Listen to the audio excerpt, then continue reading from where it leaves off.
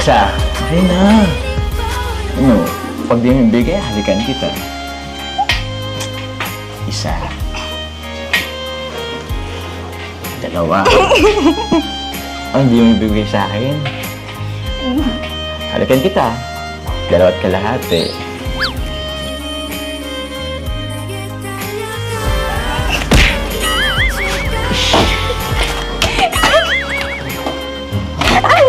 Ah, di ba naman binigay sa akin? Akin na nga po. Akin na nga. Anong gagawin mo dito? Babasahin na nga natin. Gumagawa ka ng liyan tapos di pala babasahin. Ano yun? Kala ko pa naman makisa na ako sa labi.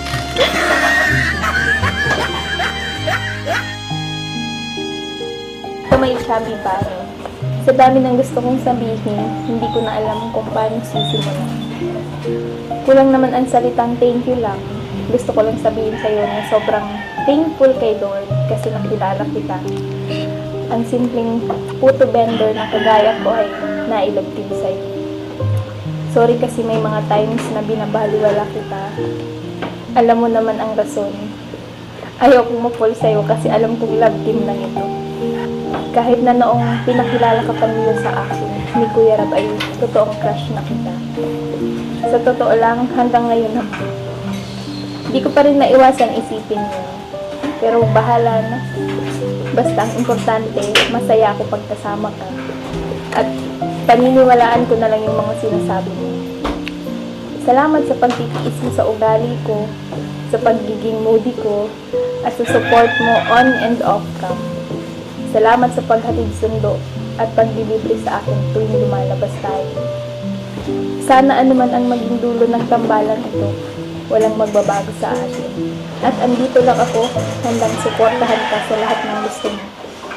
Mahal kita, bilang kaibigan, kalabin, at syempre, alam mo na yun. Ingat palagi sa pag-scout. Soon, makakasama mo na ako dyan.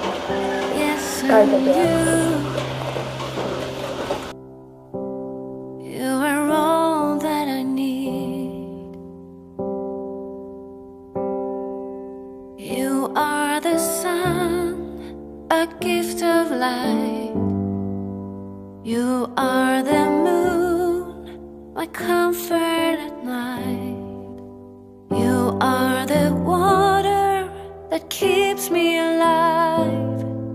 You are the ground on which I stand. Yes, you are.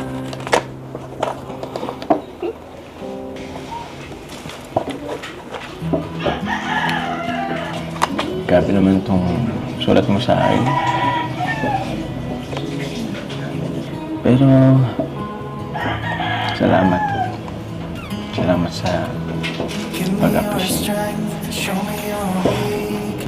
Actually, kulang pa nga yun eh, yung lahat ng effort ko. Para sa isang katulad mo. Sabi ko po sa inyo eh, huwag mo niya po basahin. Makakaya po tuloy. Okay lang, at least. At least alam ko kung bakit.